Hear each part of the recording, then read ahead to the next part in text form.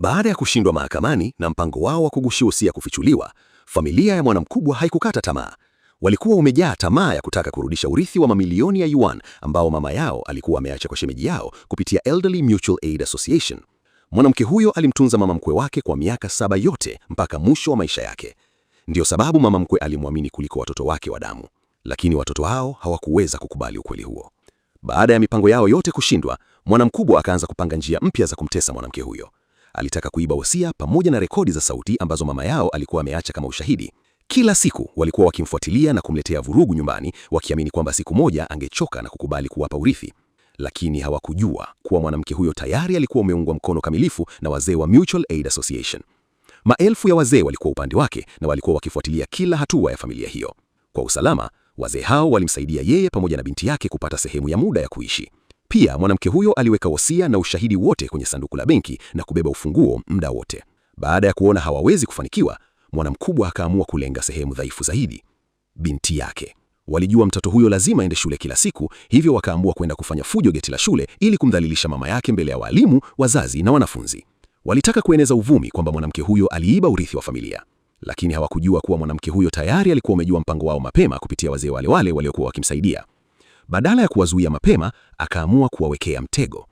Siku iliyofuata, yeye pamoja na kundi la wanawake wazee walifika mapema geti la shule na kusubiri kwa siri.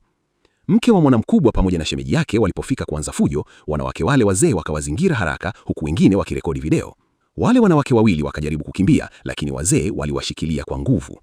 Baadhi yao wakaanza kuwafokea kwa hasira. Mlipokuwa hai hamkumjali mama yenu, hata hospitalini hamkuenda kumuona, lakini sasa mnataka pesa zake. Wazazi wengine pamoja na viongozi wa shule nao walifika baada ya kupewa taarifa mapema kuwa kuna watu wanataka kuleta fujo. Waliposikia ukweli wote, waliunga mkono mwanamke huyo kabisa. Uongo wa familia hiyo ukaanza kufichuka mbele ya kila mtu. Viongozi wa shule wakawaonya wanawake hao kuwa wakirudi tena kusababisha matatizo, wazazi wote watawashtaki kwa pamoja. Kwa mara ya kwanza, wale wanawake wakaanza kuhisi aibu na hofu kweli. Lakini jambo lililomuumiza zaidi mwanamke huyo ni kwamba walikuwa wamejaribu kumtumia mtoto wake.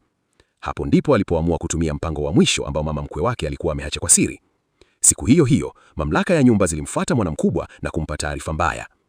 Nyumba aliyoirithi kutoka kwa mama yake ilikuwa na matatizo ya kisheria pamoja na mkopo mkubwa usiolipwa kwa miaka mingi. Kiasi cha deni kilikuwa zaidi ya yuan milioni 2. Serikali ikaamua kuichukua nyumba hiyo na kuiuza kwa mnada ili kufidia deni.